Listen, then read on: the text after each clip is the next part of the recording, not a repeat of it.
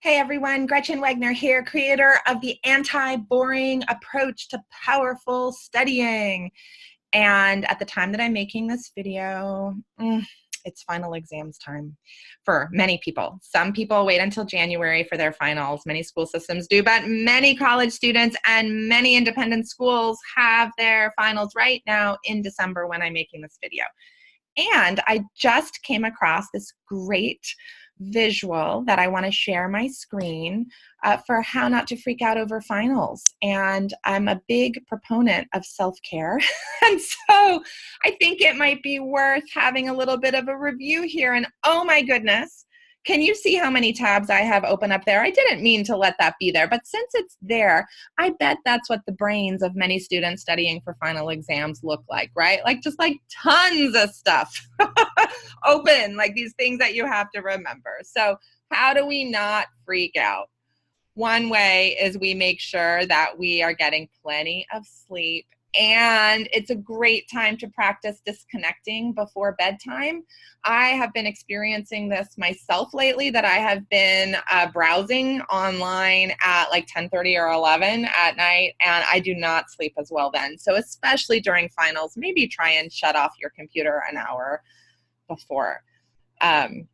I love this idea of getting a stress ball if it helps to let yourself fidget. And I don't know how many of you have either gotten a massage or have things like a massage ball that you can actually like curb the tension in your shoulders. It's so helpful to remind your body that it can calm down and relax and that everything's okay.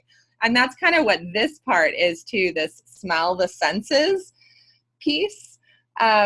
It's really helpful to take a break, even just 5 minutes, and go outside and feel the sun on your face and feel the wind and just notice what the trees look like. I heard about a science professor or a neuroscience professor who made sure when she walked across campus to look up and look at the trees, because that relaxes the mind. Of course, make sure you're looking where you're going to. And I thought this was also interesting that they, included some tips for how to make sure that you're actually eating things that are going to keep you focused and awake and ready to go. And so you can look at this in more depth if you want to at the link that I've put below. But here are some more tips on drinking water, eating like little bits, but eating often. Passion flower, I don't know about that, but minty, get yourself some mint, chew on some mint leaves. That could really help you stay focused.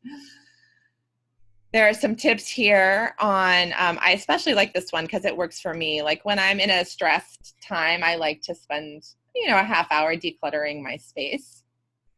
And then exercise and meditation, again, gets you into your body. And, I hadn't seen this one yet. Give in to a good cry. If you feel like crying is not a bad thing if you're overwhelmed. And in fact, letting yourself cry for as long as it wants to come, 2 minutes or 5 minutes or 10 minutes, you can really feel better afterwards. It makes sense to cry when we're overwhelmed.